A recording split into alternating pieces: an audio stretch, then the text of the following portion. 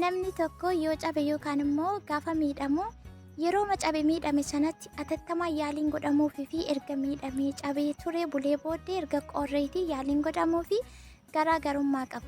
Yeroo baay'ee ijoolleen ala jirtan kun anuma dabalatee waa'ee dhimma keessanii karoora keessan duubaarra oolchitu. Sababni isaa kaayyoon qabaa amma haalli na mijatu kaayyoo koo galmaan ga'uun barbaada gaafan biyya galeen ofitti deebi'ee of ilaaluu of sirreessuu rifeensa koo eenyummaa koo maalummaa kootti deebi'aa jettu. Kaayyoo galmaan ga'uun duratti eenyummaa keessaniif yeroo kennu yookaan immoo karoora keessan isa jalqabaarra eenyummaa keessanitti ooluu qaba. Sababni isaa yoo achi jiraatte malee kaayyoo sana galmaan ga'uu hin dandeessu waan ta'eef. Bakka jirtanitti nagaan isiniif haa ta'u akkam jirtu hordoftoota Kebeki qofsaalii ani baay'ee nagaa kooti. Arras deebi'ee dhufeetiin jira isinis baga nagaan dhuftanii jecha akkuma argaa jirtanii egaa waan bareedaa tokkoon isinii deebi'ee dhufee jira. Arras araataa tan hordoftan subscribe gochuudhaan viidiyoo laayikii gochuu ashaaba astaayitii keessanii akkasumallee gaaffii barbaaddan koomentii irratti na gaafachuudhaan na waliin turaan isiniin ja'a. Gara viidiyoo koorratti yeroon isinii deebi'u akkuma asirratti argaa jirtanii kilaasii koo keessatti jechuudha kan hojjechaa jiru. Wantoota na biratti argaman kana tokko lamaanii maal akka ta'een isiniif ibsaa qalbii fi yaada keessaniin ammallee amma xumuraatti na wajjin turaan isiniin ja'a. Distii kana keessatti wanti argitanii roosmarii, qurunfudii fi jinjibila akkasumallee oliif ooyilii jechuudha walitti danfisee kushiinaa keessatti viidiyoo waraabuun natti hin tolleera. Yeroon jalqabee baay'ee nama jechuu didee na dabbaree ture garuu akkuma ta'utee walitti danfisee distii masaatiin fudhadhee itti ol bahee jechuudha. Ergan turee boodatti deebi'ee ilaalu baay'ee namatti tola akka yaadeen olitti naatee jira dhugaa dubbachuufi. Yaa akkuma argaa jirtanii akkuma yeroo hundumaa isiniin jedhu guyyaa tokkotti rakkattanii gaafa qopheeffattanii ol kaawwattan gaafa rakkinaaf immoo isin fayyada jedhee viidiyoo baay'ee isaa hojjedheen ture. Amma kana egaa gimmaasha ammuma kanatti fayyadamuu fi gimmaasha isaa immoo nan kaawwadha jechuudha. Kana nama keessa calalaa jiru kana amma itti fayyadamuun barbaada. Amma kana itti fayyadamuun barbaada. Isarraa fi kan immoo jinjibillis, qurunfudiinis, roosmariinis akkuma keessa jiruun qodaa kanatti naqadheetiin ol kaawwachuuf jechuudha. Maaliif marsaa miilanas gaafa rifeensa koo miiccachuuf ka'u haala kanaan qopheesseen kilaasii koo keessa kaawwadha waan ta'eef achumaa fuudheen itti fayyadama. Kun akkuma argaa jirtanii distiin kun laaftee jirti keessaati. Wantoota itti fayyadamutti nan naqadheen jira. Inni kuni kanan ol kaawwadhu yookaan kilaasii koo keessan kaa'a. Torbii kanas deebi'ee asumaa fuudheen itti fayyadama jechuudha. Argaa jirtu miti kana keessaa oliif ooyilii, roosmarii, qurunfudii fi jinjibilatu jira. Isaan kun egaa rifeensaaf akka isaan akka nama fayyadan akkamitti akka nama fayyadanii ani kun qabatamaatiin faayidaa isaa argeetiin jira. Isa kana immoo itti fayyadamuuf amma sammaa kana jechuudha. Amma kanatti fayyadamuuf argitanii kun roosmarii gogaa isaati fireeshii osoo hin taane warri fireeshii immoo gogaatti fayyadamnattanii waanuma qabdanitti fayyadamuu dandeessu rakkoon hin jiru.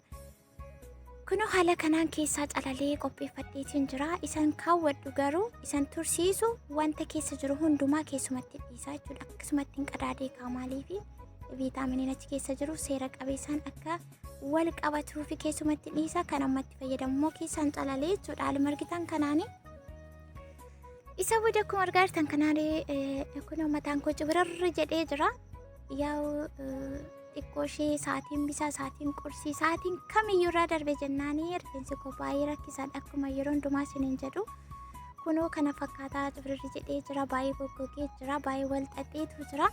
Isa kanaaf ani immoo isaa haala kanaatiin nyaata qopheesseen jira jechuudha. Maalirraa akkan hojjedhee isinitti miitiin jira. Bilis viidiyoo haga xumuraatti yoo xumurtan ta'e isinii gala isinillee itti fayyadamuu warri barbaadan jechuudha. Kunoo ishee kana nan kaawwadha olan kaawwadha boruu fi ishee laastikii kana keessa ammumatti fayyadamuu fi akkamittiin akkan itti fayyadamuu fi faayidaa isaallee akka xumuraatti ammas kan na wajjin jirtan yoo ta'e isiniif ibsaan deemaa jechuudha. Kun rifeensi koo haala kanaatiin jira.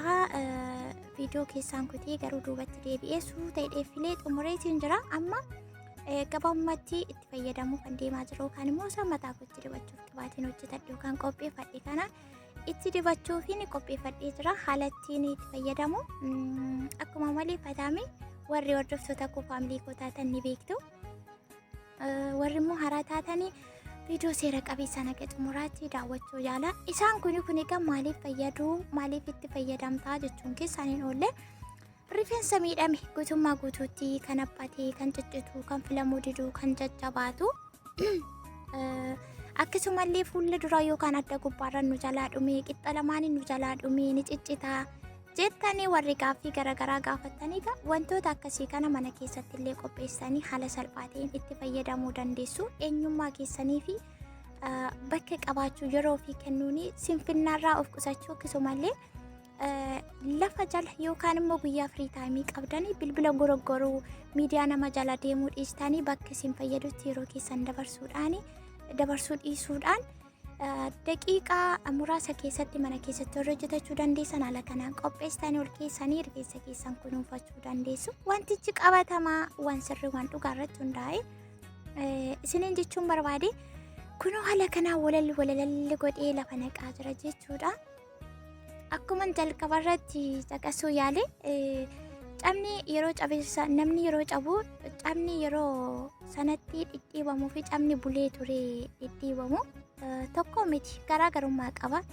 Ni turee ni kulkulee ni bukaa'ee baay'ee dhukkubaa baay'ee miidhamee jedhaniitu dubbatu jechuudha warri keenya duratti. Kanaafuu isinis caba har'a cabdan kana gonaaddisa kana xabaasa yookaan gonaaddisa ta'ee isinitti hafa malee bor deebitanii sirreessuu hin dandeessanii jechuudha. Kanaaf taayimis goolii jettee warri adii yoo baay'ate nama hundumaafuu sa'aatiin 24 wal qixa kennamee waan ta'eefuu yoo xiqqaatee daqiiqaa 30 amma sa'aatii tokkotti ofii keessaniif dhabdu jedheen yaadu.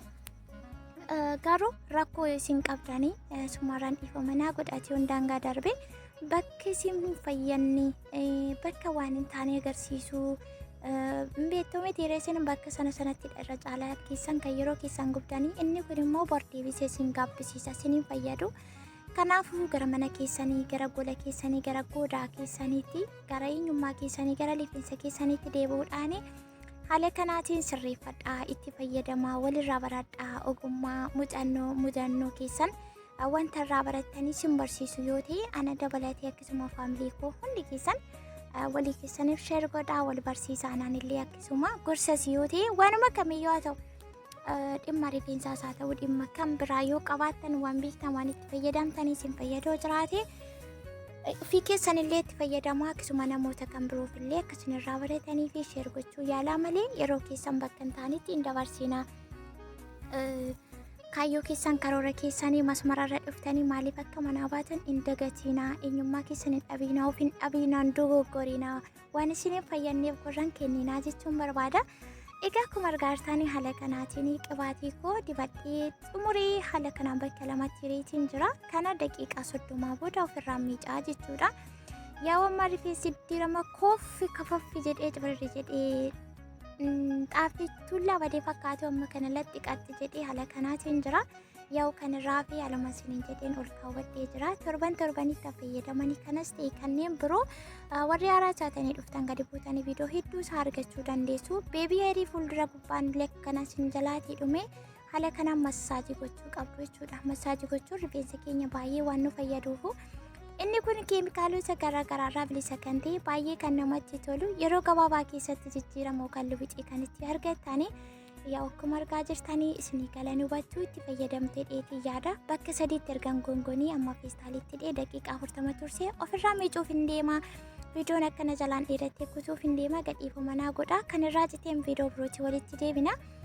Hagammatti waan wajjin turtanii fi viidiyoo koo jaallattanii warri laayikii gochaa jirtan na jajjabeessaa jirtan ittis fayyadamaa jirtanii hedduu galatoomaa kabajamaan isinin jaa hordoftoota keetii kofshaalii yaa amma gara xumuraatti jira haaluma argaartan kanaan feestaaliitti dhee daqiiqaa 30-40 turtee booda nammiicaa erga miicee qabaatee akkamii akka itti fayyadamuu maal akkan godhu warri beektan beektu warri viidiyoo koo kanaan duras daawwachaa turtan beektu warri hin beekne immoo isaa hordoftoota koo taatan chaanaala koo filannoo keessa yoo godhattan ta'e fuuldurattis chaalanjiin rifeensa koo gossaa jiru kana isinillee itti fayyadamuudhaan wal faana itti fufnaa isinin jaa. Egaa viidiyoon irraa qabadhee dhufe kana fakkaata. Wantoonni ani irraa hojjedhee jinjibila, qurunfudii, roosmarii fi akkasuma oliiv ooyilii walitti danfisuudhaan keessaa calalee zayitii isaa itti fayyadamii kan irraa hafe immoo torban dhufuuf ol kaawwadheetiin jira. Mixiin kan buna ol keessa ganna nyaatteedhanii nama ta'ee isa boruu kan iyyaan illee jiru waan ta'eef akkasuma waruu haalli yoo nama jechuu baatee akka ittiin hojjetatu nan dhaba miti. Yeroo sana immoo rifeensi koomisaa qorsii fi akkasumallee raata malee bulee ooluu danda'a waan ta'eef